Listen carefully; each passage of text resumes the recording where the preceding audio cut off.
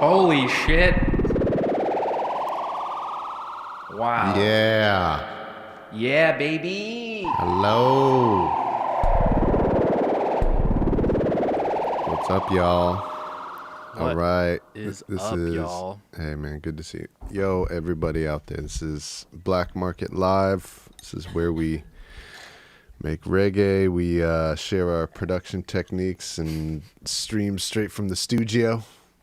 And I am trying to speak right now because I am sick. I am Wise Owl. I'm Brandon Nisnick. That guy over there, that is Nate Bridges. He is Black Market.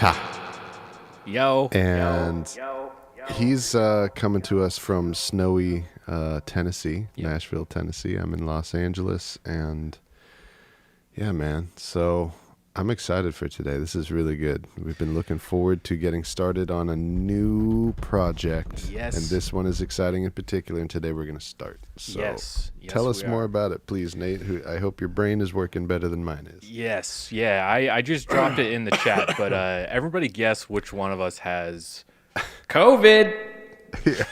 Yes. I'm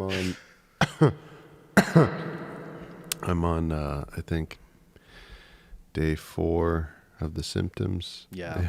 Papa Chaco's got it too. And Yeah, well, dude. I hope all your guys' symptoms are as not severe as they are here in my household. Yeah. We've been what I would call very sick. Yeah. In terms of like as sick as I've ever gotten and been in my lifetime. Wow.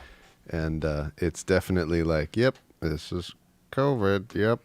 But I just seriously thank freaking God that it has not gotten to the severity Yeah. that brings us to the hospital, brings people to the hospital. Yeah. So like I know it is for other people. So Yeah. thankfully, it's Yeah. not like that for us. yeah, look, I'll speak for myself, our friends, our fan base. Goddamn, we are glad that even though you got COVID, you're doing okay, buddy, because it's no joke. It's no laughing matter. Thanks, man. It's real, too, which, Definitely real. needs to be Feels said. real. Needs to be said for some people. Yes, People needs in to be my said. in my own family need to be reminded of that fact. Yeah. But we're not going to go into that. But yeah, man, I'm just glad you're doing okay. It's like, man, everyone was like joking about how 2022 can't get any worse, but like I know a lot of people that are starting off the year that are fucking sick. So it's no good, man. It sucks. But yeah, and on my end, catching everybody up, I'm in Tennessee and I am snowed in right now. I am Oh, yeah. I am like Tell me about completely. The weather here is like insane. Like literally 2 weeks ago, it was 80 degrees in Nashville. Like wild. Like right after Christmas, it was like 80 That's degrees. Fahrenheit, by the way, right? Fahrenheit, yes, not Yeah. not the other one, whatever euro measurement or whatever. No, I'm just joking. Yeah, it was really warm here. It was an uncharacteristically warm winter here, which was strange. Because last year it snowed like crazy. It was like tons of snow, and then all of a sudden, overnight, I'm like, we're basically snowed in. There's like a foot of snow on the ground right now. It's pretty crazy. Like overnight, last night there was 0 snow, and now maybe that's like not weird for other people, but for me, like not growing up in a place where it snows all the time, I'm just like, what the fuck is going on? Like this is so bizarre. I can't even imagine. Like, I have so many questions just even about the phrase snowed in. So, like, what I'm imagining is if you were to go to, like, leave the house, like the doors on the exterior of the house, if you try to push the door, will it not open because there's a pile of snow against the door on the outside? And No. see, to me, that's like snowed in. Well, You're snowed in. like if we wanted to drive somewhere, we probably would not do that. We probably could, but it would be a really bad idea. So I guess that's kind of more what I mean. Like our doors we're not blocked in or anything like that. But like there's so much snow on the ground that like I wouldn't risk going anywhere today. Like no way. Wow. The roads are like completely it's just snow. And we don't have snow tire. Like nobody does. Nobody fucking anticipates snow in Nashville. Like But you've gotten it 2 years in a row. now, yeah. My first 2 years, nothing. Last 2 years, shitload of snow, and I anticipate. So is this weird? It's not a it's not a snow every winter type of place? I don't think so. Well, you're 50-50 out of 4 years. Yeah, it's true. We'll see. But, interesting, man. But yeah, so hence the title, COVID Snowpocalypse. Yeah, Nate came up with that. I think it's a very clever title. I love it. Yeah, I'm trying to for memorable. the show title is trying to make it a little more. I don't know what, but like less descriptive of exactly. On War of the Worlds more. Yeah.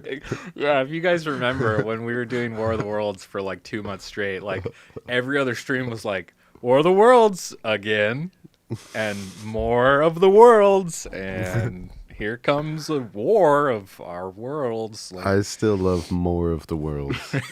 I think I came up with that one. I think. Yeah, that was really good. The chat is just fucking going off right now. So let's see. Yes. Let's catch up on the chat a little bit. Papa Jocko, good to see you. I don't know if we've seen you in the chat before. Wake the town and tell the people black market coming your way. Hell yeah, dude. We are here. Let's see. Andrew Wright. Dear Bushies and Milky, due to unforeseen circumstances by my parents over 45 years ago, I request tonight off from watching duties to celebrate another completion of Laps Around the Sun. Happy birthday, Andrew! Happy birthday, Andrew!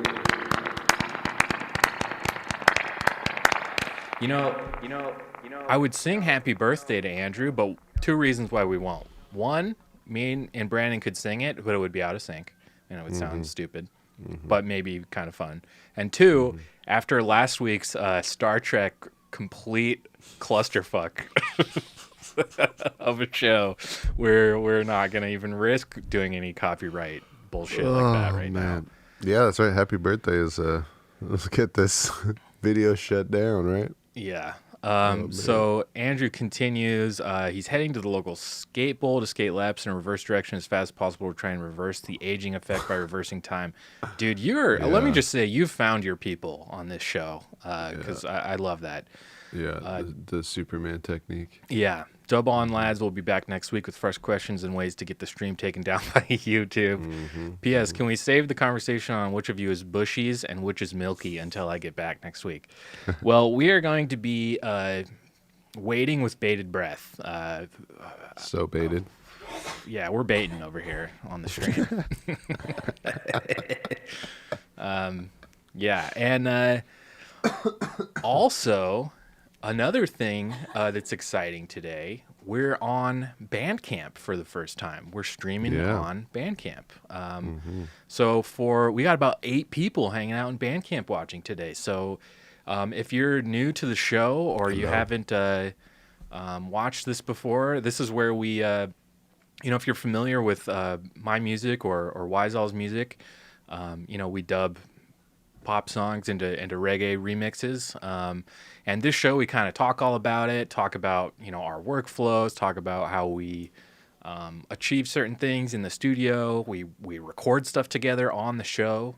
We're going to do a little bit of working on a new track today, actually. We're going to start motherfucking Abba. Whoa, that was clippy. Sounded good over here. Okay, good. It's clipped in my headphones. But... so we're going to start doing the show on Bandcamp every week as well. So now you can catch the show on Patreon if you're a patron, Bandcamp. It's for free today. I think we're going to explore other formats that might be ticketed events or in the future, or, we reserve the right at any time to just say, fuck you, pay us to watch. But we're probably not going to do that. Yeah, we probably won't. But yeah, we're really excited to finally integrate Bandcamp, which is like our true home. That's where like the vast majority of our fans are. It's where we were born. Yeah. And the other cool thing, if you check out on the stream on Bandcamp, you'll see that there's like a virtual merch table. So we've got all the Black Market EPs that Brandon and I have worked on together. And in addition to that, we've got a bunch of Wise Owl sings his favorites tracks in the merch table as well. So anything you get today, me and Brandon will split, and it'll go straight to us, nobody else. Yeah, if you're feeling generous or if you need some new music, head over to the merch table on Bandcamp. It's a pretty cool little feature. But yeah, so it's exciting. That's right. I'm glad excited. I'm glad we're back. I don't know if anybody saw, but we put the Star Trek show is back on YouTube. Last week's show is back again. So is there just like a big snip of time of like Yes. an hour gone? Yes. Where we just come back and we're twice as drunk? I tried to edit it in a way that was pretty seamless. So I even edited out us like talking about how the stream got taken down. So it's really, there will be like a single moment that is kind of strange, but overall, it'll be totally fine. Yeah, it was really weird. Just to let you guys know what it was like in the room. It was very strange because just like all the atmosphere just went away because like all of a sudden we were alone. Yeah. It was like, okay. Yeah, we probably had, I don't know. There were people hanging out with us. Now it's just us watching Star Trek while they wait for us. Yeah. Yeah, like there was probably, I don't know, maybe 10 people watching, which, for us lately has been really good. And by the way, that's a lot for us. We've got well over 10 today watching with Bandcamp and everywhere else. So thank you guys for all watching. But it was like a really, really fun stream. And we watched, 90 seconds of Star Trek together. And then YouTube was like, nuke, hit the nuke button. Fuck these guys. No more Star Trek. Which, what? I just don't know what the rules are. I don't know. I feel like I've seen video. Whatever. I kind of knew. I'm over it. I'm over it. Here's the thing. We knew it was going to get flagged or taken down or whatever. I just didn't think it would happen live. I thought, okay, well, we'll do this segment. We'll watch it live with the fans on the show. Afterwards, I'm going to have to edit it and take it out. But at least while we're all hanging out, we can watch Star Trek like we've always said. Yeah. But, no. Yeah. Yeah. And just to finish on Andrew's birthday, first of all, thank you for Andrew to see the get well soon. Thank you. Yeah. When you sent us that, so Andrew sent us like a little clip of a video from the my brain, I can't think of what it's called.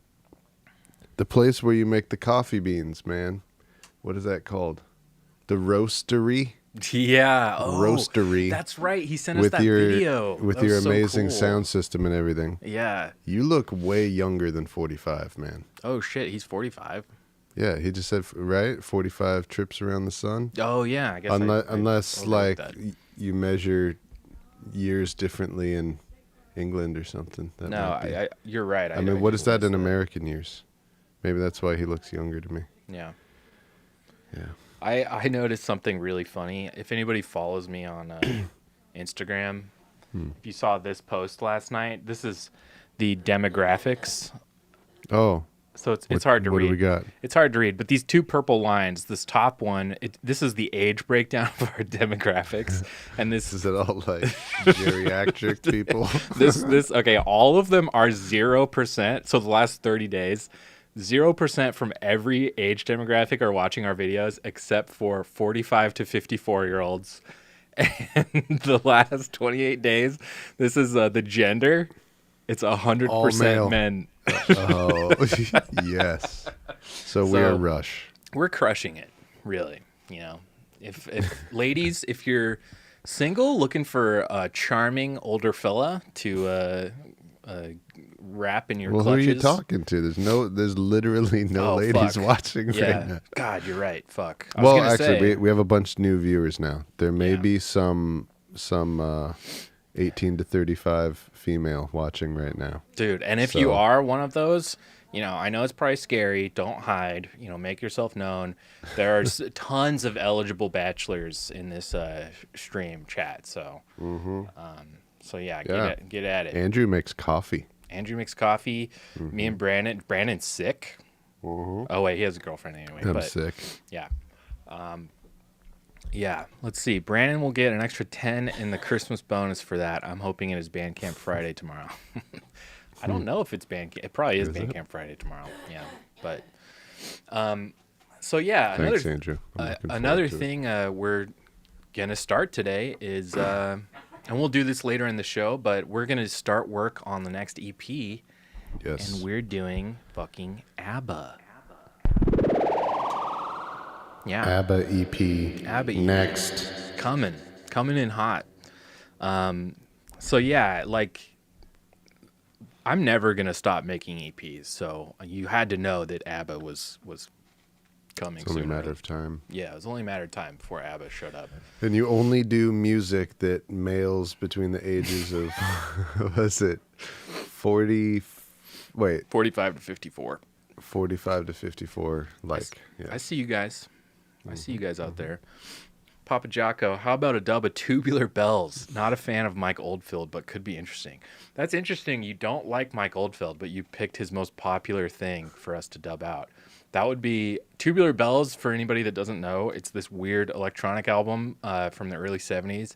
And they used it as the soundtrack for The Exorcist, or at least parts of it for the soundtrack of The Exorcist. So that beginning sequence where The Exorcist starts in Iran, I think, or Iraq. And they're kind of digging up some ancient artifacts. I believe a lot of that is Tubular Bells. Very creepy, weird album, but super cool. Very innovative, influential music. But yeah, I could see. I don't know about necessarily Tubular Bells in particular, but I've thought about doing Vangelis, his Blade Runner stuff, That's more your style. Totally, yeah. And even about a week ago, I think I brought it up on last week's stream. I was listening to a lot of Giorgio Moroder, who's an Italian. He's an Italian. He's an Italian music producer who's amazing. He's the reason disco is as cool as it is. And I heard something. I was listening to his stuff, and I was thinking I could do some of that too. So he's the dude who brought synthesizers and whatnot into disco, right? Pretty much, yeah. He did Diana Ross's stuff back then, and yeah, very, very cool. By the way, big ups to Billy Moresby and DPEC. Got on my little Bandcamp for Artists app. Hell yeah! I see that you follow. He's just started following me. Hell That's yeah! what I love to see. Yeah. All right. Black Market gets. I probably average a follower a day on Bandcamp, or maybe 2 at most. And randomly yesterday, I got 10 new followers on Bandcamp. It was out of nowhere. So I don't know if somebody posted the Bandcamp link or one of the EPs somewhere, and it's just gaining traction there or something like that. But maybe somebody mentioned it on a radio station or something. That could very well be true. Yeah. Because we get played periodically on. By various DJs, but maybe somebody mentioned Bandcamp that day. Yeah, maybe. Speaking of, while everybody's watching, for anybody who's followed this project for a while, you're probably familiar with synthbeat.com by this point. Their writer Keith Walsh over there, he is the coolest guy, super, super nice. And he's written up features on almost every album I've done in the last 2 years or so, maybe more. He's really, really supportive. And I just did an interview with him yesterday about The War of the Worlds. So if anybody wants to check that out, I'm going to drop... Oh, did it come out yesterday? Yeah, he put it out late last night. I'm going to drop the... I missed that. I'm going to drop the link to it in both the chats here, so you guys can check that out. It's very cool. Maybe save it, read it for later, open it up in a new tab or something. But yeah, definitely go over and give Keith some love, because he's really awesome, and he always asks really cool questions, and he gets really into like the technical aspects of what we're doing. He's always asking me about what gear we're using and new synths and all that kind of stuff. So definitely check that out. And can we talk about this? You were doing kind of an interview thing too. Is that talk aboutable? Yeah. Sure. Yeah. I mean, it's a LA specific thing. Yeah. It's oh man, dude, I'm trying to remember the name of the publication, but I've had it's Voyage LA. There you go. Voyage LA. Yeah, it's very cool publication. I don't know if it's online only, but it's a thing that features so basically it's like a platform that's given spotlights and featuring things that are outside of like a chain or a big box store or something like that. So it features people around the Los Angeles area who are doing like what the modern version of a mom and pop store is, like some kind of entrepreneurial, going into business for themselves, creating something, doing something. I mean, even if it's something that is besides what people are usually referring to when they say creative stuff. Yeah. But I mean, you can be being creative with any kind of profession, as you know. Yeah. But yeah, I just did an interview. I don't know when it's going to be published, but yeah, it's featuring Super cool. your boy Wise Al. Yeah. Travails. Super cool. We kind of talked a little bit about it off the stream like a week or two ago, and it's a really cool. Yeah, you helped me. You helped me answer all the questions. I was like, dude, I don't even know what to say right now. I was having a really hard time like talking about myself. So yeah. Nate helped me a lot. It is really hard, but it's going to be a really cool feature, I think. The way they support like local LA artists is just super cool, and there needs to be like way more of that stuff, because that's kind of the only way we're gonna get more traction outside of this like bubble we're in, like this Bandcamp like bubble where it's a good point. That's a good point. Yeah. Yeah. Because the audience for this one is definitely, like you say, outside of the bubble of people who are already into or already listening to what we're doing or related things. Yeah. Right. Yeah. But super cool. Lots of really good stuff happening around our music projects lately. Everybody is like so supportive and so cool. Like, whether it's like Cat Flea Massacre over in the UK or Keith on Synthbeat, to all the fans on Bandcamp. It's just rad. 2021 was like a really great year for me and Brandon. And the fact that this is our 24th show, next week will be show number 25, is just like, it's so rad. I don't know. I'm like, I've never been more, this is the kind of almost like new blood injection, like just lighting a fire under my ass that I think I needed to like, every couple years this project needs like a shot of life, for me to like stay excited about it.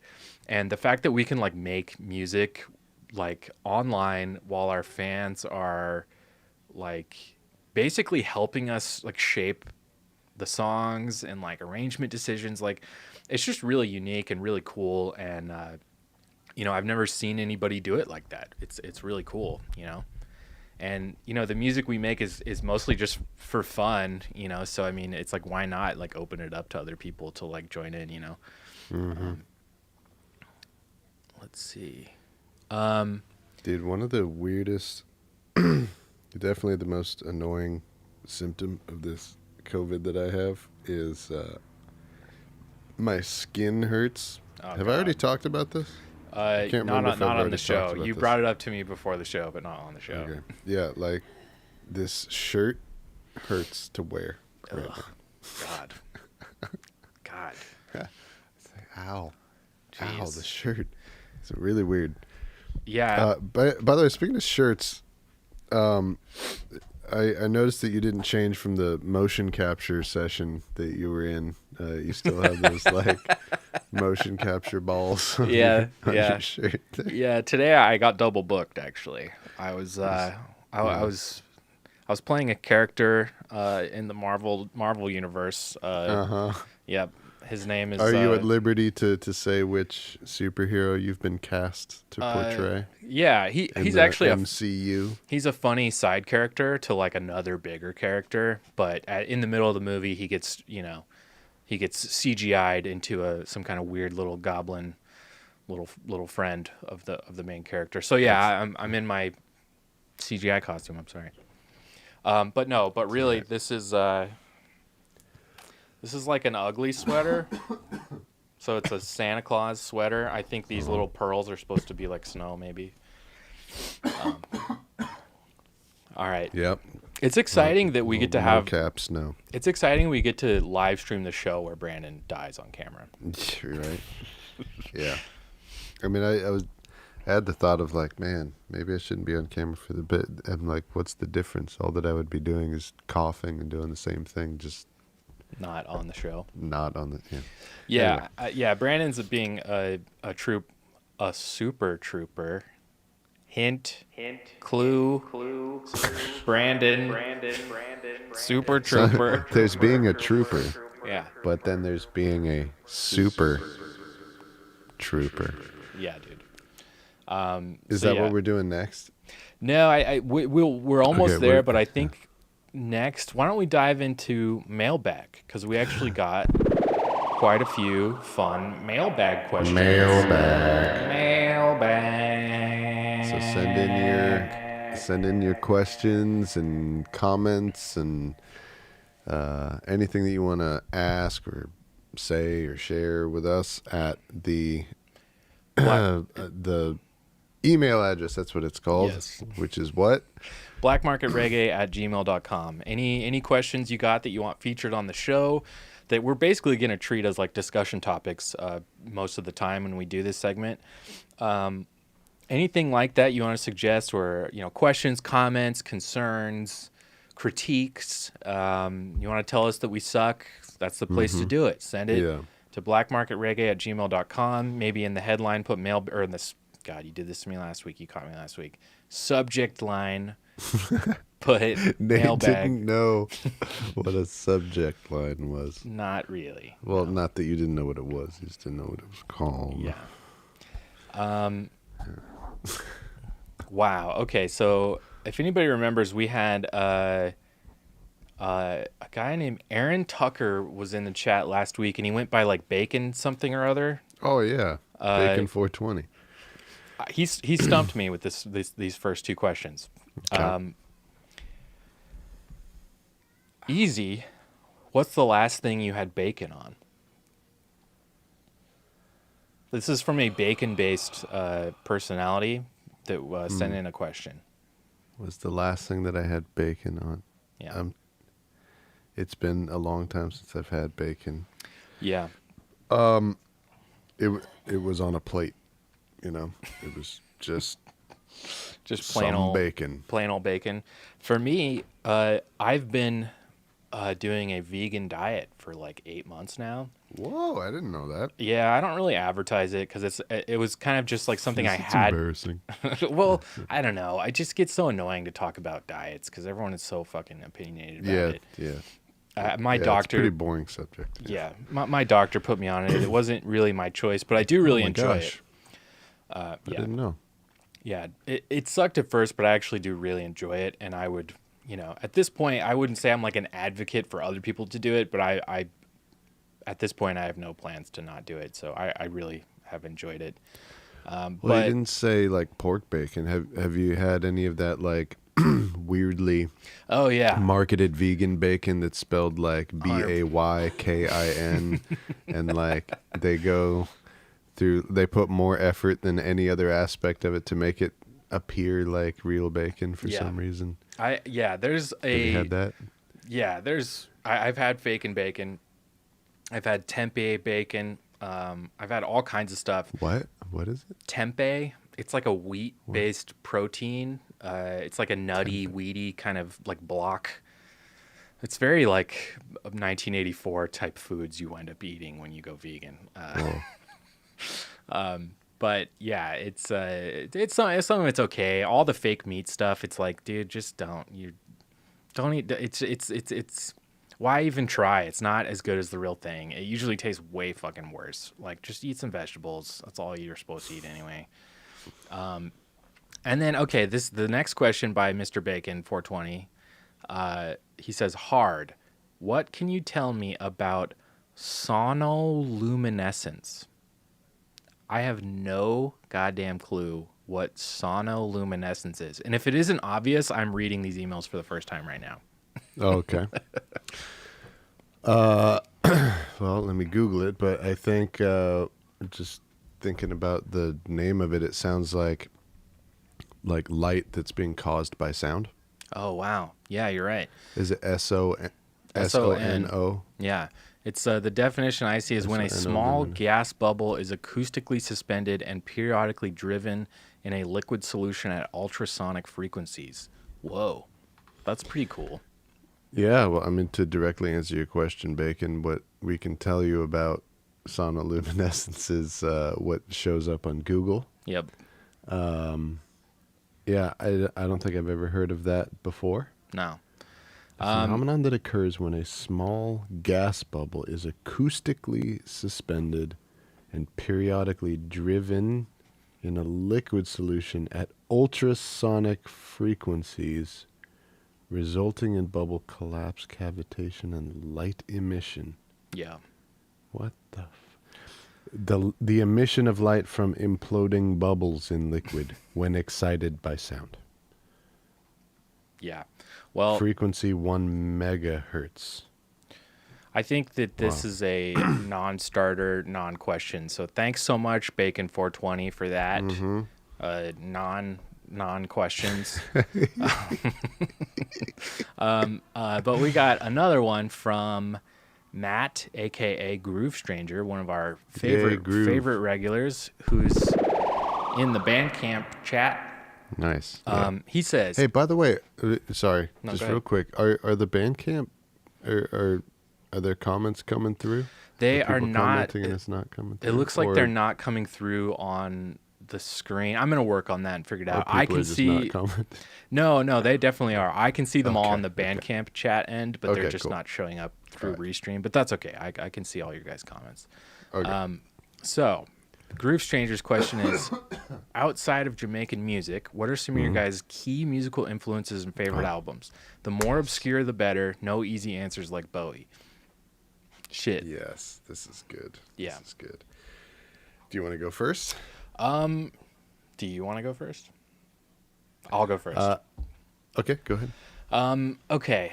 It's hard for me to answer because I find myself like really loving like lately I've been listening to like shitloads of Pink Floyd. Like I imagine I'll go back into like a Zeppelin phase soon. Like I really love Talking Heads. I love Bob Dylan. Is that what you love to listen to, or is it what influences you? I guess it's kind of both. I mean, okay. As far as like an obscure band that I like, it's really hard to say because what I was kind of getting at is like a lot of the music I listen to, which is probably evident from this type of stuff I make, is like really, it's like pop music. Popular music. Yeah, it's like pop music. It's not, I don't listen to a ton of like obscure stuff. That being said, I'll do a quick little plug for an old blog series I did on my website, High Noon Audio. Oh yeah, you used to be a strong blogger. Yeah, so I blog strong. I did a ton of blogs. And all those are more or less like way more obscure albums than I normally would listen to. And they're all like pretty long form, like write-ups of these albums. So I'll link to maybe my most recent one, Groove Stranger, which was like a year ago. I haven't really been doing it anymore, but even albums that are by popular people, a lot of them are still more obscure albums. So yeah, it was a fun blog. I'd like to do it again. I just don't have time. It's like insane how much time I don't have anymore. But let's see. Groove Stranger's following up here. He says, the obscure stuff I like and find influential is also not what I listen to most often. Yeah, I would kind of agree with that. That can definitely happen. What about you, Brandon? Well, so like early on, yeah, the music that made me want to start playing music, because when I was a kid, I knew that I was going to be an athlete. I didn't even think about playing any music until I was about 12 or 13. And the music that made me want to play music, so like first influential music and the people that I wanted to play like and everything, like, was Led Zeppelin. Totally. But at this point, I don't think that influences me, at least not in any sort of conscious way. Yeah. So, sorry, 1 second. It's okay. Yeah. So if it does influence me, it's not consciously. Yeah. Totally. But these days, so what influences the Wise Owl music that I'm making and like the decisions that I make musically? Yeah, like I'm definitely someone that draws influences on purpose. Specifically, I'm listening to some music and I go, oh my God, that's an amazing synth sound, or Right. like the way that those chords go, or like that type of vocal harmony, that's freaking amazing. I'm going to steal that. Yeah. I'm going to take that and put that into a song. You know what I mean? And so for me, there's a lot of different artists and a lot of different albums and whatnot that comes from. I will tell you a few. This is not all of them because I can't even think of all of them. But some of the main ones are Tame Impala. Oh, cool. Especially from the album Currents. That's one of the most influential albums for me. Super Another cool one of the record. most influential albums for me is Making Mirrors by Gautier. Wow. That's the album that somebody that I used to know is from. But the entire album is a freaking masterpiece. Wow. Oh my God, that is that's one of my favorite albums ever. Nice. I'm looking through a little list that I have here. Let's see what else. The Cars. Nice. I take a lot of influence from the Cars. Beck, hugely influenced by Beck. Big time. Same. Yeah, like the album Güero, especially. Groove Changer just commented, talent borrows, genius steals. Mm-hmm. Yeah, exactly. I guess that means I have like a galaxy brain then, because that's all I do. That's all I do. The album Avalon by Roxy Music Oh God, is I love that hugely influential Totally agree. for me. And okay, so into the obscure. This album is not obscure for the people who know, but for the people who don't know, and especially fans of this type of music that we play, it's definitely, I think, like a left field type of thing. A very, very influential person for me is DJ Unique, who is the person who produced all the tracks and all the music for Bone Thugs and Harmony. That's sick. From East 99 Eternal and Bone Thugs' best album, The Art of War. The music that dude made for those albums has had a huge influence on me as well. That's awesome. Yeah, we talked a little bit. But there you go. We talked a little bit last week about maybe doing either or both Bone Thugs and Wu-Tang. So maybe I could see Bone Thugs. Yeah, your guys are working Wu-Tang. really You're a big well. Wu-Tang disciple. Yes, big time. And Yeah. you use the correct word of disciple there. That is Yeah. how I'm sure that's how they would put it as well. I'm quite a bit obsessed with Bone Thugs. Yeah.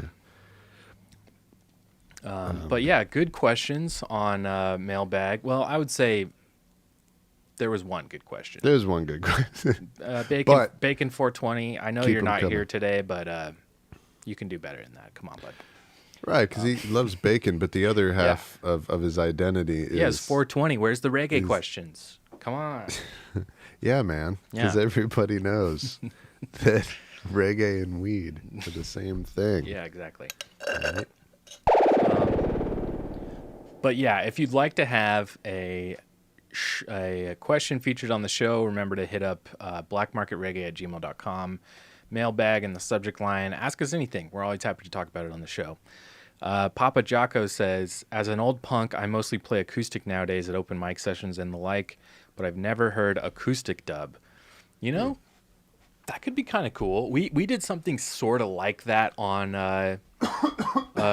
the second Bowie record. We did an acoustic skank part on Starman. Starman. And that was fucking cool. And I haven't really done that ever since. Like, I've never really... And the only reason I did that was because in Starman, there's like this really prominent acoustic guitar part throughout the whole song. It's like the main guitar. And I thought, well, why not just do it on acoustic? Because it'll kind of harken back to the original more than if I did otherwise. Yeah. But it's so cool, and we've never really done it ever since. I don't know why. It would totally be great to do that more often. I would recommend if you're looking for it or trying to find some of it. It's not dub, but it is reggae. Two things come to mind. One is, I mean, you probably already know it, but Ernest Ranglin below the bass line. Nice. He's playing an electric guitar. It is electric, but it has a very like acoustic sort of vibe to me because all that it is a guitar, a piano, an upright bass, and a little drum kit, and that's all it is. It's so cool. It's the vibe of it. So the musicianship is incredible on this entire album. Yeah, his stuff, it's like if a jazz combo was playing reggae or ska or rocksteady. Like, it's really, really cool. It's Jamaican jazz. Yeah, totally. And, I mean, it's just like kind of... The vibe of it, it sounds to me like these guys are playing at like an open mic sort of environment, Like they're playing in a little small venue. Yeah. And then the other one is... especially the live material by Clinton Fearon, who was like the second lead singer of the Gladiators. Oh, cool. He's thankfully, because he's like one of the greatest Jamaican songwriters to ever live. Thankfully, he's one of the dudes who has like taken very good care of himself, and he's still like very healthy. Oh, cool. And like so he has done a whole lot of touring, whole lot of performing, whole lot of working, he writes new songs, which most of the guys from that generation don't generally do. Yeah. Most of those guys who are still touring are just singing their same old song. He still like writes new material, releases new albums and stuff. Totally. But when he performs, it tends to be acoustic. Oh, that's cool. And so it's not super dubby, but it's acoustic reggae. Yeah. And I mean, I feel like we're bearing the lead here. Penny Reel is like a primarily acoustic reggae band. Like, your old band is like, you guys did tons of acoustic reggae, and it was awesome. Like, I loved that aspect of Penny Reel. If anybody watching hasn't heard Penny Reel, go on YouTube, wherever. Where do you think they could find some Penny Reel stuff? If you let's see what happens. If you just put Penny Reel reggae into Google, see, I bet you there's some on YouTube. It's hard to get past the song Penny Reel by Eric Morris. So we chose our name, like so many other reggae bands, ska bands, we chose our name after a classic Jamaican song. And that can be difficult in the age of Google, because you have to like get past the searching of the song that you're named after. Right. So, I mean, even, I'm putting in Penny Real Reggae. Don't put that in because you won't find it. I think eventually you gotta Penny Real Band. You gotta re-release some Penny Real stuff on the Wise All page. I think that would be cool. Okay, if you Google or in YouTube Penny Real Band and just find the ones that are, the picture of the two white people. So the band consisted of myself when my hair was much shorter, and the great singer from Atascadero, Joanne Hyland. She was the songwriter. She was the creative force behind the band. Yeah. She was the writer and I was the band. Yeah. But yeah, the majority of our performances and a lot of our recordings were acoustic. Actually, yes. This reminds me. This is a video I put out on my old Black Market channel that has now been blocked because I lost access to the email address associated with it.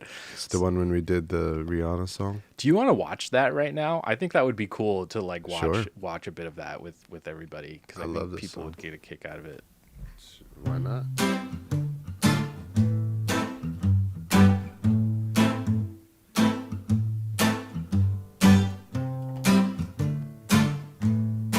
Oh, there's your old tape machine. Yeah. All along there was a fever. That's your old bathroom. Yeah. So we recorded this this is our old apartment where me and Brandon used to live together. That's Joanne, the singer. Oh, this is when we were drinking bush milk. This has got to be a bush milk night, yeah. So yeah, this is Brandon and Joanne. This was their old band, Penny Real, and it was fucking awesome. And they're doing a Rihanna cover.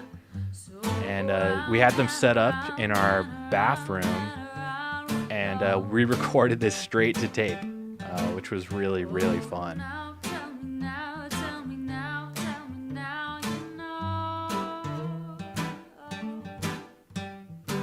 Man, brings back memories. This whole video is like so nostalgic. It's like crazy. Yeah. Even when we like filmed it, it was like already nostalgic. It's true. Yeah, I know. We watched it like a couple days after we made it, and it was like, dude, this is like a chapter in our life right Totally. here, man. Big time. Anyway, super cool. Yeah. Man, miss Joanne, miss Penny Real. Yeah, so Penny Real Band, search that. There's stuff on Bandcamp, stuff on YouTube. There's music videos. There's live stuff. There's, I said Bandcamp, right? Yeah. There's music on Spotify, everything. Yeah, this is some of the best music I ever made, right there. Yep. Yeah, that was from a series that I was trying to do called Black Market Presents, where we would have people just like rolling through LA all the time, and we both have so many musician buddies that like we would just be hanging out with our musician friends, and me and Brandon would be like, dude, we have 2 studios here, like what are we doing? Why don't we like record some of these people? So I started setting up mics in my bathroom because it had like kind of an ambient reverb in there. It sounds amazing. As soon as those guitars start in the beginning, it's like that bathroom sounds amazing. Yeah, it's super cool. So we did, I think I released maybe 3 or 4 of them, and it wasn't ever always reggae. Like I did one with my buddy Sam Small, who played on the Elton John stuff. I think I did one with Dead. Yeah, and the Grateful Dead. I think I did one with Arthur Watership, aka Taylor Belmore, fantastic singer. But yeah, it never really blossomed into a full thought. So I think I only did 3 or 4. But the ones we did do are really cool, especially the Penny Real one. The Penny Real one is my favorite one by far. But also, let's catch up on something Papa Jocko said. He said the Gladiators were the first reggae band he saw live in 1977. Is that not the coolest fucking thing you've ever Dude, heard? so I'm used to this, because of my mom. You know, like when I was a teenager and I was getting it. Well, younger than a teenager, getting into different bands and stuff like Black Sabbath and Yeah. awesome stuff. She'd always be like, "Oh yeah, yeah, I saw them live." I'm like, "When?" She's like, "Oh, it's like 1970." I'm like, God damn it! So like right at the beginning when they were So like the best. annoying. Oh Yeah, my that's God. nuts. Yeah, my dad. Yeah, it's just the jealousy. Yeah. It's not actually annoying. I mean, Yeah. more power to you. You should absolutely share those stories from the rooftops. It's just So I just get cool. so jealous. That's Yeah. all. Yeah, and we The used Gladiators, 1977. Are you So serious? sick. Jesus to. fucking Christ. Yeah, like there's really not a lot of better bands than the Gladiators. And talk about an underrated yeah. band that like definitely influences us. The Gladiators, dude, big time. Gladiators. You they- got me into the Gladiators. They're one of my biggest ones, man. Yeah, They're yeah. that Because right, if we include Jamaican artists into our influences, then there's lists and lists. But Totally. for me, Gladiators is like they're in the way top 3. up there. Yeah, Brandon got me into the Gladiators, and I would say your homework this week, chat participants, if you haven't listened to the Gladiators, go listen to Gladiators this week. Do it. I would start with Trenchtown Mix Up. Yeah, is that one of their records? Yes, that's probably the record that I showed to you first. What was probably? What was the song we covered by them in Horseman or Horsemouth? And Horsemouth, it was a few. We did a few Gladiator songs, but the main one was Rich Man, Poor Man. Oh my God, that song is so good. That song is so good, and it was so fun to play live. It's a Clinton Fearon song. Yeah. Dude, he wrote Rich Man, he wrote a lot of amazing songs, but Rich Man, Poor Man, he wrote Chatty Chatty Mouth. Like, the majority of my favorite Gladiator songs. He was like the George Harrison That's cool. of the Gladiators. And Albert Griffiths, who died recently, he might have died in 2021, maybe. Yeah. But he was like the Lennon and the McCartney. Nice. And then Clinton Fearon was like... It's always nice to have one of those guys in the band. Yeah. Yeah. Proverbial Reggae is good too. The other one, Serious Thing, is a really, really good album too. They have many good albums, but... Yeah. Yeah. Also, maybe less obscure, but Heptones too. Heptones were another one I'd been listening to for a long time, but really got into them once I was playing with Horsemouth.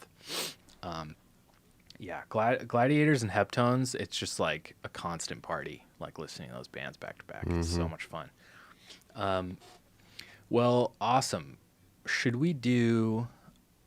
We should probably pull an Eno card. Oh, yeah. What up? So, for any new folks, this is... so Brian Eno, back in the day, created a deck of cards that are used to... they're called oblique strategies. So you pull one of these cards when either if you're up against a creative wall, you're in the studio, you're working on something, and Shuffling the things just aren't working. You come up against a challenge or a dilemma or something like that. Or, there's just kind of the spark of creativity and alacrity has gone out of the room. Yeah. Maybe.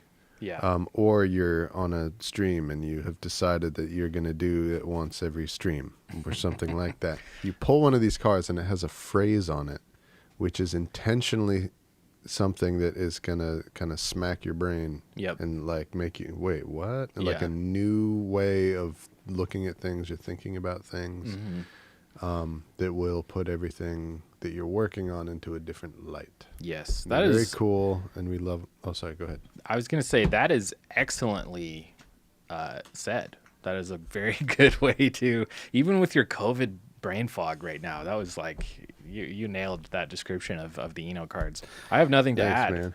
Man. So, Thank you. pulled a random card from the top of the deck. It says, what to maintain. I know it's hard to read. What to maintain. Very interesting. Some of these are very very esoteric, very open-ended, I think, intentionally, because Yeah. they're meant to kind of open your brain to all kinds of possibilities. And sometimes, like, an answer just like pops into your brain like immediately, like or new ideas or inspiration comes immediately from it, and sometimes it does not. Right. Sometimes it's like, okay, I guess I just gotta keep that in mind as I keep working. Yes. For me, this one in particular is like super relevant to Black Market. What to maintain is like the first question I ask myself when I'm starting a new remix. It's like I listen to the original track. I think, what are all the things about this track that have to be there for people to recognize it as the song that they love, right? So figure out what of those things have to Yeah. stay, or Yeah. maybe figure out what of those things people assume have to stay and get rid of some of those or one of them or something. I've done that before too. Deliberately kind of obscure the song slightly more than I already am to really make it my own. But most of the time it really is like, okay, you can't do a certain song without this Yeah. part that just has to be there, And the other way, the second point that you make is a really good point, that like you can overdo the preserving. Yeah. To the and I think you're better at this than I am, which is being willing to make the decision to not include one of the iconic details of something, because like I feel like sometimes when I'm doing a reggae version of a song, sometimes I'll try to keep everything so much to the point where I'm now like, well, I barely did anything to the song at all. It's just literally the same exact song. It just has a one drop beat on it.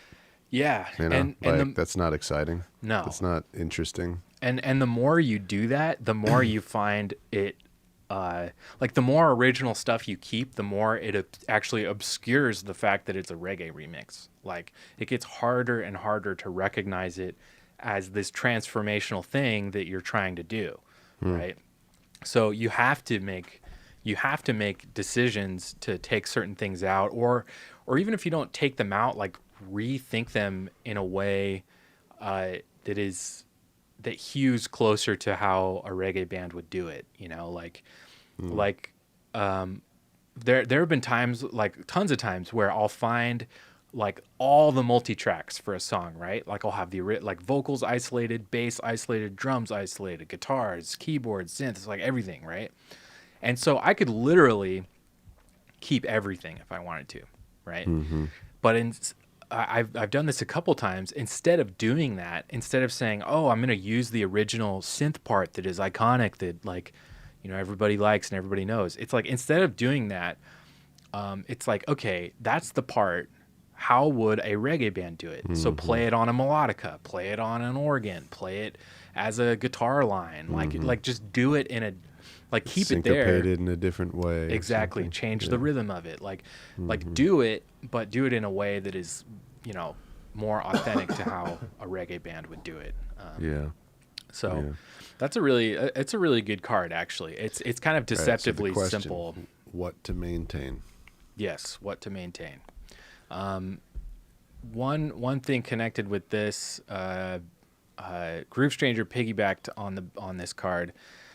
Can you guys recommend where to start listening to Eno? He has a huge body of work. I might be able to answer this a little better than Brandon, I think. Yeah, I'm really not that familiar. Yeah, so with his various dealios. Totally. Not like you. Yeah. I'm a huge fan of Brian Eno. He's a genius, in my opinion. I really love everything he does. I would say the best place to start is the very beginning, where he started, which was Roxy Music. He was the synth player / producer for the first 2 Roxy Music albums. And then after that, he started doing, he had a run of solo albums that were just incredible. And they're not like ambient, trippy, like kind of background music like you would associate with him. They're like rock albums. They're really cool.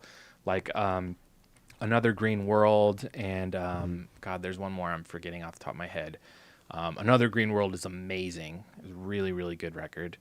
And then you got to look at my favorite Brian Eno stuff is the stuff he did with other people. Like I love his ambient stuff. Like Music for Airports is probably his most famous ambient album. Or he did an album, I think it's called like Apollo, and it's like themed around like the Apollo space missions, and it's very like spacey. Those are really cool, and I love the ambient stuff. But where he really shines is as a producer and collaborator with other people. So you have to go to his Berlin trilogy of albums he did with Bowie. Like, what was it? It was Low, Heroes, and Lodger. Those three are just like, it's Bowie and Brian Eno. It's two of like the greatest musical minds that came out of the 70s. Collaborating and changing each other's sounds in ways that is just like fascinating to hear.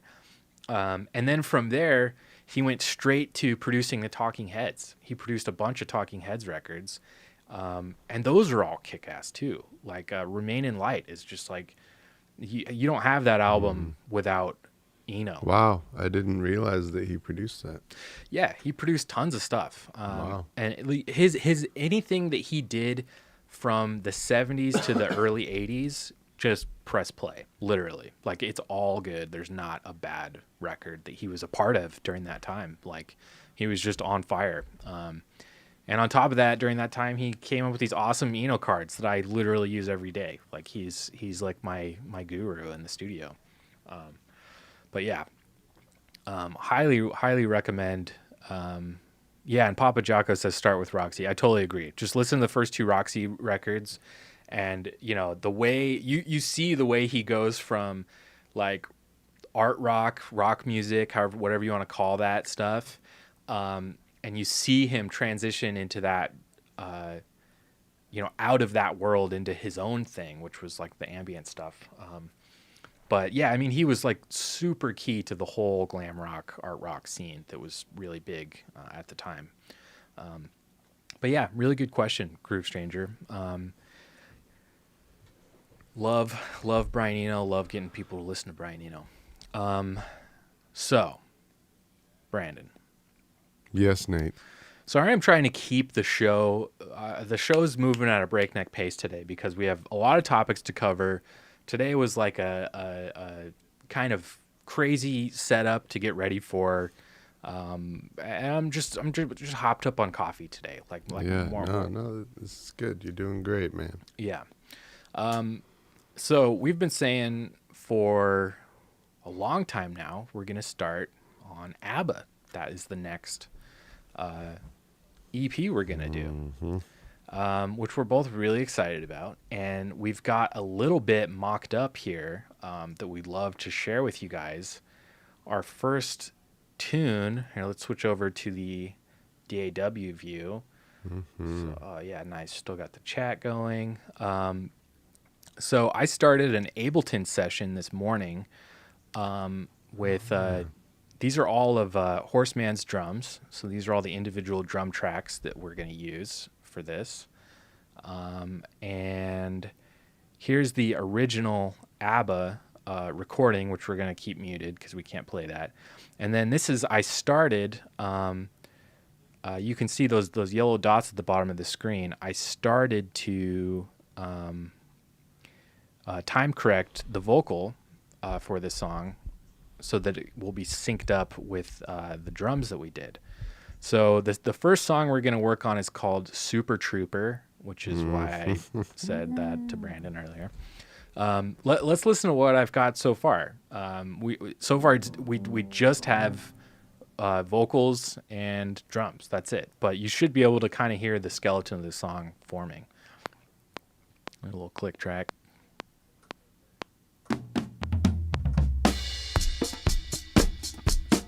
So yeah, you really have to use your imagination for this part. So this is the beginning. Like, super, yeah. super, Exactly.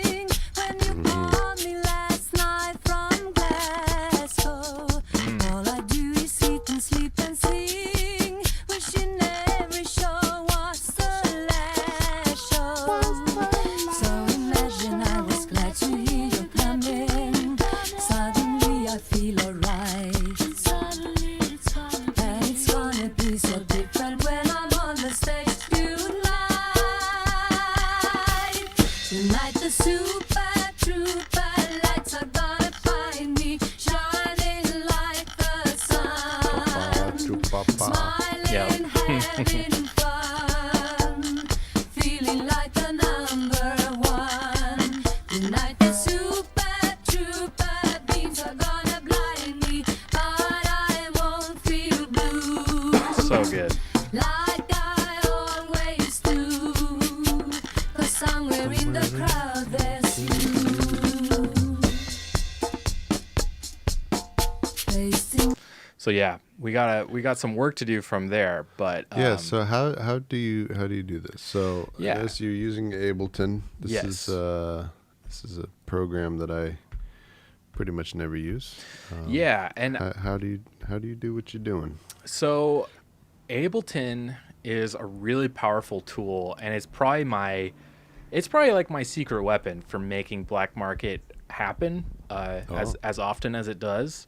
Because as you can imagine, I'm trying to sync up drums and vocals that were recorded decades apart from each other, have no relation to each other whatsoever, and on top of that, probably weren't recorded to a click. And if they were, it's going to drift anyway because of tape or just people not playing well to a click. Maybe like there's a million reasons why anything. These are drift. both the vocals and the drums are both the recordings of them that we have here are being played back from tape, Yeah, right? So even if they were performed to a click, they're gonna drift. they're going to drift. Yeah, Each independently from each other. right.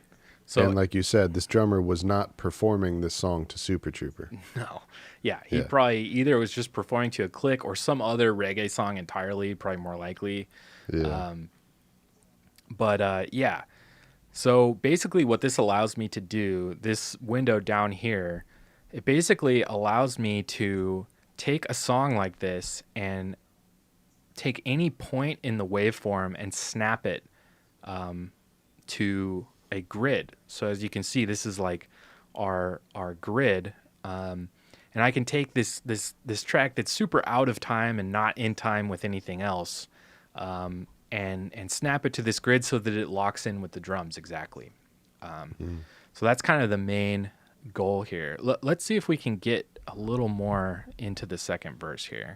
'cause somewhere in the crowd there's you. And even something like that, like it's not perfect, which is okay, but like, 'Cause somewhere in the crowd there's like somewhere you can hear it. She kind of almost sounds like she rushes a little bit. So let's drag that over and see.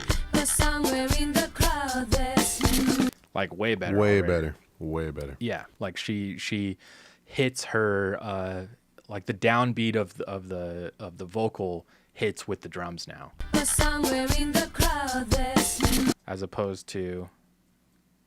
'Cause somewhere in the crowd there's you. So you can hear Yeah. that like it was like rushing basically. Right. So Yeah, it sounds like they're doing this like intentionally. reading off each other, performing together off each other. Right. 'Cause somewhere in the crowd there's you. Facing 20. So now we got to get into the next. There's you. Facing 20,000 of your friends. So this is a weird one because it's since we've been doing so much warping, it's kind of out of time now. Facing 20. So 20 sounds like that's the downbeat we got to hit. Facing 20. So where is it? Facing 20. So this is 20. Facing 20,000 of your friends. Facing 20,000 of your. Yep, there we go. So, and you kind of have to ignore the, as you can see, it's like beat 3, beat 4, and then downbeat. For these vocal parts, you kind of have to ignore that because I typically, like this vocal starts on like a pickup note. So you can't really start it on like bar 1 exactly. So I kind of just ignore that stuff and just treat this as, okay, these are downbeats and that's kind of where I need to hit. But I don't pay super close attention to like what beat exactly it is for vocals. But when it comes to drums, those all have to line up like perfectly, basically. Facing 20,000 of your friends. How can any Yeah, so it's definitely rushing. Let's see. 20,000 of your friends? How can any Yeah. Let's keep pulling it. your friends? How can anyone be so long? Yep, you can see Lonely wants to be on there. Be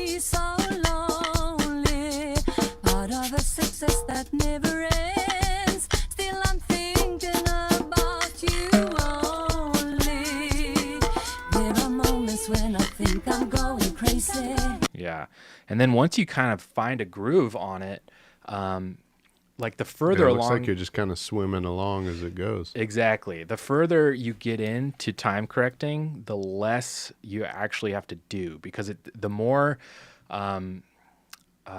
you do, the more the whole thing is affected. And so I'd imagine if we were to play at the very end, it's going to be way off track, but yeah, super off track. But the next like few bars or whatever should be pretty good. Yeah, one of the things that I've noticed, so I do this differently. It looks like the workflow that you have, and doing this in Ableton this way is way easier, quicker Yep. than the way that I sync up the vocals in Yeah. mine. And so It takes me like a long time to do. you do this in Reaper? In Reaper, yeah. So, but one of the things that I've noticed from doing this process is it's really amazing how small of an amount of time that music depends on. You know, it seems like there would be some amount of leeway, you know, like, oh, it can feel loose, it can feel jazzy. Totally. You can sort of approximate it and it'll sound cool, it'll sound creative, it'll sound good. But it's really amazing how just a matter of a few milliseconds Yeah. and it's destroyed. Right. Yeah. And- it gives and it so- away. And so like the accuracy that human beings are performing Yeah. music with, you know, like every time that they record something or play something together that sounds like music, that sounds like it rhythmically makes sense. This process has really shown me how accurate that actually is, Right. and how little it feels like there's more room for error Yeah. than there actually is. There isn't. It's crazy. Yeah.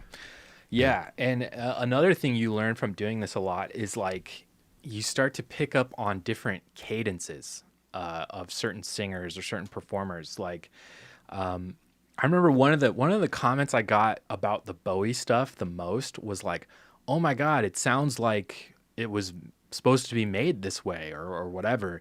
And obviously, a lot of that was because I put a lot of work in to make it sound that way. But another big part of it was like Bowie's super loose like cadence. It works for reggae. It just does. Like not every Yeah. singer is gonna be that way. The bounce of his Totally. words and the way that he Yeah. It just Yeah. I find that, and I think this is going to be the case with Abba too. And this kind of informs why I do a lot of this, you know, the choices that we make as far as picking artists go. I find that artists that are already making dance music, typically it just gels with reggae so much better.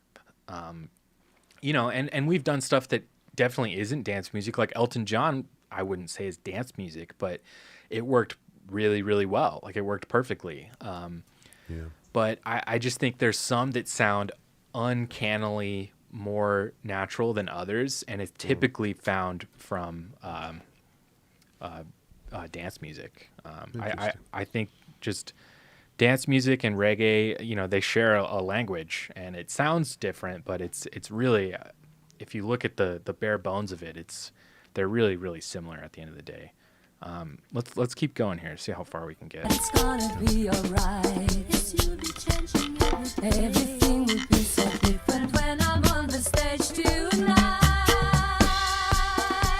Tonight the super trooper lights are gonna find me shining like the sun, smiling, having fun, feeling like a number one. So yeah, let's hear what we just did, because that was all pretty cool.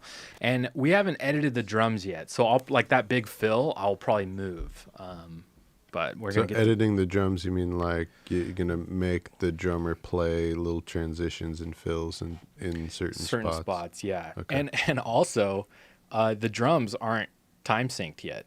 Usually I do that first, but I I really wanted to show everybody this process, and it's more fun if you hear the vocals. So we'll go through and we'll time correct the drums as well. But let's see how far we can get with this one. But oh yeah, let's listen to what I just did though, because basically what you were hearing was like you'd hear it, it would be off, and then I would correct it after, so you weren't really hearing it corrected so much. But let's check that out. So now we can hear the corrected version.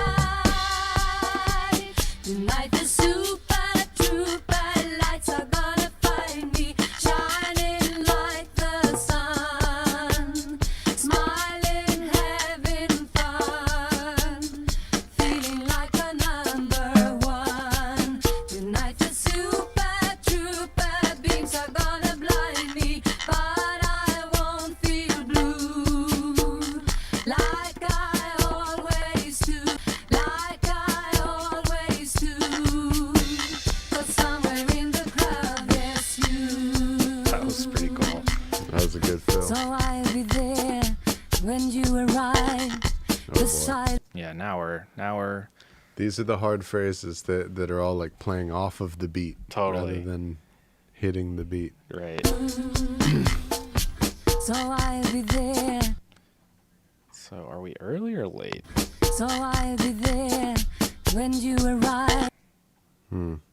It's a weird one. This is So I'll be there when you arrive. The sight of you we So yeah, it's really like you have to find what is the word that is trying to land on the downbeat. I think the word "you" Yeah. in this the one. sight of you we Yeah, where's you? sight of you. I think. The sight of you will prove to me I'm still alive. And when you take me in your arms and hold me. And then Is Like- that like a for something like that, like a that's- measure of 5 or something? I hope not, but 'cause if it is, that's gonna be weird. But we'll see. Side of you will prove to me I'm still alive. And when you take me in your then when you take me in your arms and hold me tight, I know it's gonna mean something. Super bizarre. I'm gonna have to listen to the original to catch all that stuff. I think the word "no" is on a downbeat. Okay, let's try that again. I know it's Oh yeah, you're totally right. I know it. I know it. I know it's gonna mean so much tonight. Okay. Tonight the soup. Yeah. Okay. So this will work. I think you're still right that no is the downbeat. Now we just have to find the downbeat of the chorus that's coming up, and then everything will sync up. Tonight the soup. Tonight the soup. Close. We're almost there.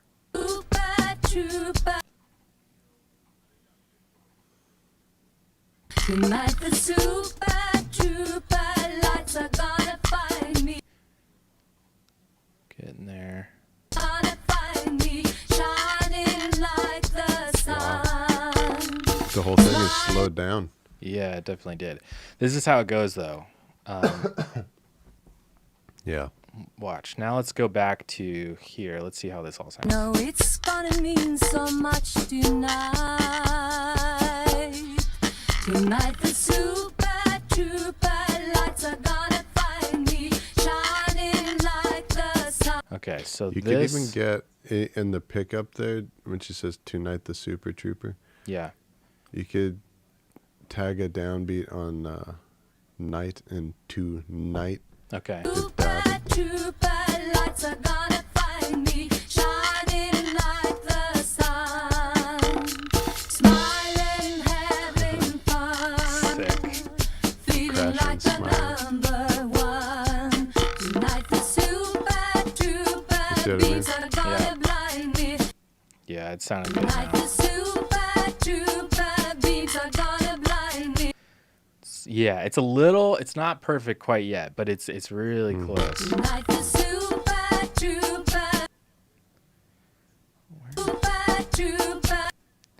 Like, it's very hard. Let's see. Tonight the super. Yeah, not that. Tonight the super beams are gonna super are gonna blind me.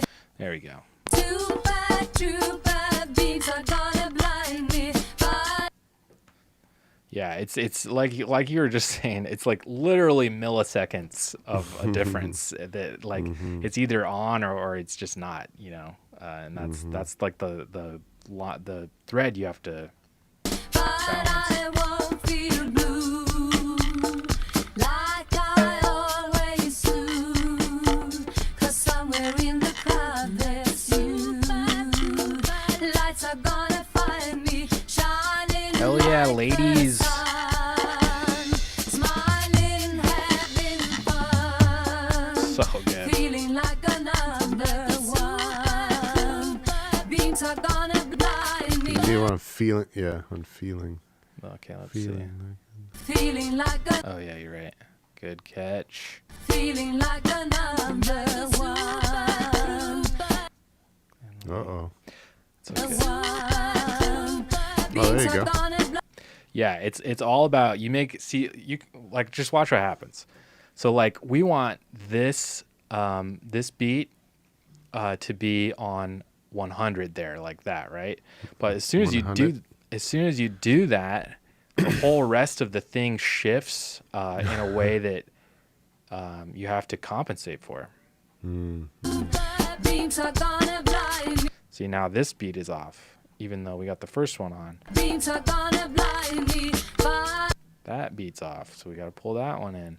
So it can get kind of tedious, but like the end result is just so much fun. I won't feel blue like I always do. Like I always do.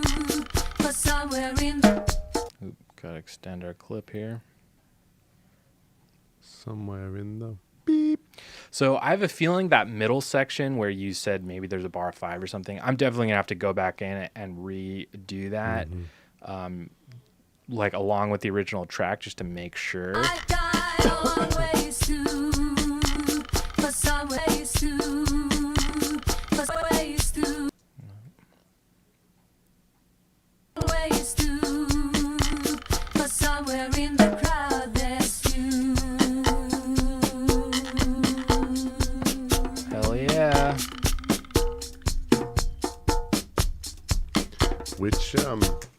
Which drum beat is this? This is 118, which I believe we've used, like, I want to say recently on something else, but I don't remember what exactly. But like this track is 118, and that's the only Horseman track that uses or that has a BPM of 118. So sometimes what I'll do is I'll get close. Either if there's a drum beat that is slightly faster or slower than the song, maybe I speed up or slow down the song, or vice versa. Maybe the song is at a great place, but the drum beat's slightly too fast or slow. I'll adjust the drum beat to a new tempo. In this instance, which luckily is what made editing this so easy and why I didn't have to time correct the drums before the vocal, was this drum beat was recorded at 118, happens to be the exact same tempo as the song. Not a ton of drift in the drums either. The drums sound really good all the way up to the end here. So it made it pretty easy and straightforward to edit these together. But yeah, I had thoughts of like, okay, do I want that kind of gallop type drum beat for this? So often, like if you just drop in a drum beat, it's like it just automatically dictates the direction you're going to take the song, because like you can like just instantly hear like, oh, that's a version of this, like you could totally see or do or whatever. Like one of my other thoughts was, what if I bump the tempo of the original up to 120 and then find a drum beat around 60 BPM and do like a super slow, like kind of like halftime one droppy thing, which works really often sometimes. But I think for this song, it's so energetic, you gotta match the energy, and so this drum beat is like perfect. So let's listen to this again. This was cool. Let's listen to like the second half. So I'll be there. Not that part. Super trooper beams are gonna blind me, but I won't feel blue like I always do. 'Cause somewhere in the crowd there's you. Lights are gonna find me, shining like the sun, smiling, having fun. So good. Feeling like the number one. Beams are gonna blind me, but I won't feel blue like I always do. For somewhere in the crowd there's you. Super happy with that. Like I said, I'm gonna have to check the middle section for sure, for accuracy of how that part goes exactly. But I mean, Right, but in those moments, you need to listen to the original. Exactly. Which we can't do on the stream. Right. Because of good times. Yeah. The other part that I haven't started though is this intro. Let's check this out and see how far off we are from this being presentable. Super trooper beams are gonna blind me, but I won't feel blue like I always do. Okay, wow, we're pretty close. It sounded pretty good. Super trooper beams are gonna blind me, but I won't feel blue. But I won't feel blue like I always do. Like I always do. That is like a hair. So then what a cool thing you could do is like the further you zoom in, the further it divides the beat. So like that one, it sounds like they just, maybe because that beginning's a cappella, maybe they do something out of tempo and they kind of slow it down a little bit right there. But for us, I kind of want to lock that shit down. But it's not going to be like a whole beat. It might just be like a 30-second note or something weird. So yeah, even that is still not really enough.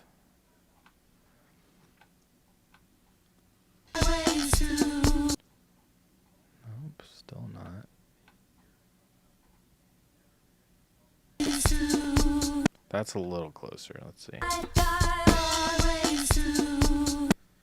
Maybe even a little more. I can't wait to start putting instruments on this. Totally, man.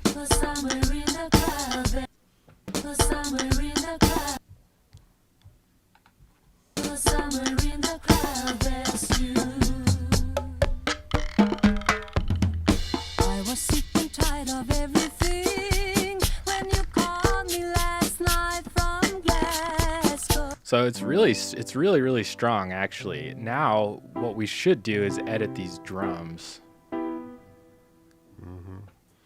I was making fun of everything last night. You know what we could do? I could send you a little bounce of this, and you could do some keys if you feel like it.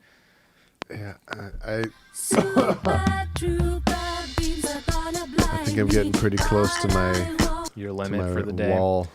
Totally understand. I think I've been upright for Too long. a little bit too long, and then Understandable. I Understandable. need to get horizontal soon. Okay, we can do that. But it's hard to resist. Let's see. I brought in. I mean, I don't want to take away from what you're doing, but I No, brought it's in okay. the same drum beat on my end. Oh, 'cause nice. I mean, obviously, I can't record the keys because I'm gonna need to record anything that I do on your session because you're changing the timing of it, you're making Yeah. different edits and all that. But Yeah, just simply for the joy of playing piano along to it. 'Cause totally. It's like Here's all I want to God. listen to. All I'm gonna do is move these drums forward a few bars because this whole beginning part's supposed to be a cappella, I believe, anyway. So let's move these up. Let's see where this. feel blue like I always do.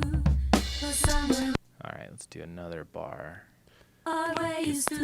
It's so dope, dude. 'Cause somewhere in the crowd there's you. Yeah, so that's how we can start it.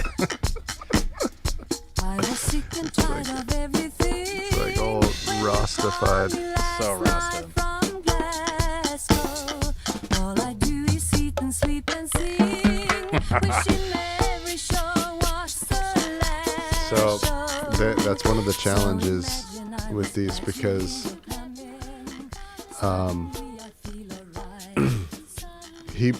so the drummer Horseman, he performs all of these songs with the traditional reggae intro, which Yep. is 4 bars coming in, and then the song starts. Yep. You know, so but not all of these pop songs, almost none of them actually Are gonna have do that that. form. So Yeah. so that recycling, there's the recycle drum fill that comes in 4 bars later, and it's Yep. like it doesn't make any sense in these songs. Yeah. So what we'll do is we'll move these drum fills around so that they make a little more sense with a traditional pop arrangement. But overall, I'm super happy with it. Like, Yeah, dude, this sounds incredible. This is going to be amazing. it's gonna be a good one. And I'm glad that this song is going to be on the EP. Oh yeah. This is, a I mean, good I one. have like 12 favorite ABBA songs that I want to be on the EP, but I'm Yeah, glad you- that this is going to be one of them. Yeah, you indoctrinated me in the world of Abba. I've been a fan ever since. I never listened to them. I thought they were like a dorky band. Like, I did too. yeah. And then did too. Brandon, when we lived together, Brandon showed them to me, and I was just like, wow, I love this so much. Like, it was so great. And Joanne, I'm sure. oh my had- God. From Pennyreal had Joanne- a big hand. Joanne she basically had a big hand in me loving ABBA too. Yeah, I mean, she basically threatened me with violence if I didn't like and appreciate it. Oh, there you go. Yeah. Which went a long way towards me getting into it very quickly. But it was fucking great. We had like an ABBA dance party like at the apartment. Yes, That I shit do. was so fun, man. I think I still have videos of it because we had like wait, photo booth. Something like that that. Yeah. that like Mac app photo booth Yeah. was on the whole time. Yep. So I have like a bunch of videos of us drinking bush milk, dancing like insane people around the foosball table, Yeah. listening to ABBA Yeah. at high volumes. Hey, I have an exciting development. Get ready, everybody.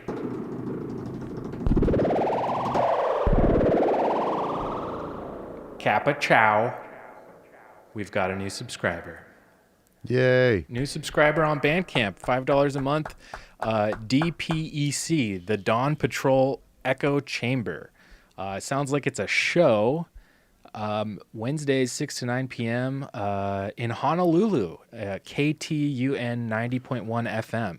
Sounds like it's a reggae show based out of Hawaii. And they just became a subscriber. So Shoots, brother. Dawn Patrol Echo Chamber, if you are watching or listening or rewatching this, thank you so much for being a subscriber and for joining. Me and Brandon, and we'll transition into the end here. Brandon's sick. He's got fucking COVID, so we're going to end the show early today for sure. Thank you. Oh, God, I'm so happy to hear that. Thank you. Yeah, no problem.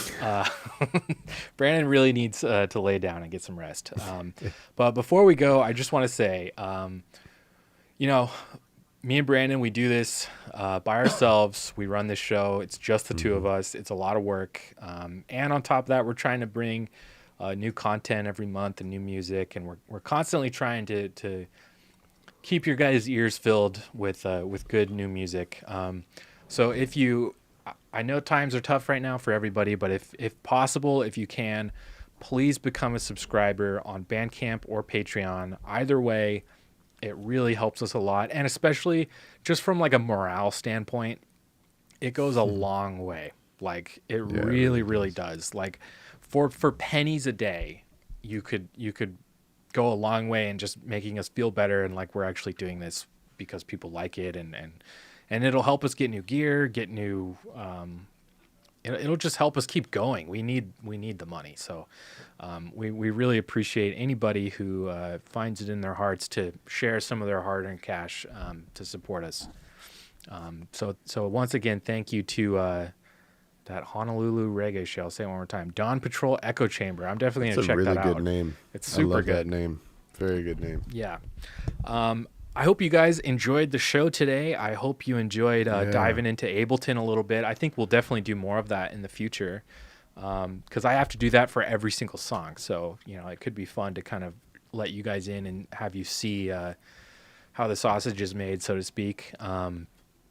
But for Brandon's sake, I say let's end this show so Brandon can get better. Thank you, guys. Thank you. I wish great safety and health to all of you guys out there, and to your family and loved ones as well. Yep. I hope that every one of us and everyone that we know who does get this virus has it at worst as bad as I have it, which is something that we're going to survive. Yeah, so, dude. Indeed. I hope that's how it goes. So, thank you. Thanks for hanging out with us. Thanks for bringing some something to do and some entertainment, some stimulation into my isolation here. Definitely. Really appreciate that. Yeah. And I'm really excited to finish Abba. Yeah, dude. And then one last thing, we should can you post the email address to send questions? Their mailbag. Yes. So join us next Thursday, same time. Keep the show going. We'll respond to what questions or love mail or hate mail you put in the mailbag there. Yep. And hopefully the snow will have melted and you can open your door and go outside. Maybe. Yeah, hopefully. Everybody who's joined us from Bandcamp for the first time today, thank you guys all so much for watching. I can see quite a few of you hung around past all the way up to this point, so thank you guys so much for watching. We're glad you're here. And we also didn't mention to anybody who doesn't know, we do this show at the same time, so it's 10 a.m. California time. Noon Central Time and 1 p.m. East Coast Time. And then I think it's, 6 or 7 p.m. Europe, something like that? Yeah, I think it's 6 p.m. in the UK, 7 p.m. Europe, I think. Yeah. So, every Thursday. Yeah, every Thursday we'll be back next week with probably further progress on Abba. I imagine we'll start work on tracking some of that stuff for the song this week. Sweet. Yep, start playing some of those fun reggae guitars and keys and bass parts and everything. Yeah. It's going to be awesome. One last comment from the Bandcamp side. Bad Korea, who's been watching this whole time, thank you for watching, man. It says, it might be apocryphal, but Abba was supposedly the only band everyone in the Clash could agree on. I love that. That's fucking sick. Also, expect more Clash this year, too. All right, everybody wish Brandon well. Please go to our merch table on Bandcamp, buy some stuff from us, become a patron, become a subscriber on Bandcamp. We love all you guys. We'll see you next Thursday, same time. Thank you for watching. We love you. Yeah. Bye-bye. Bye.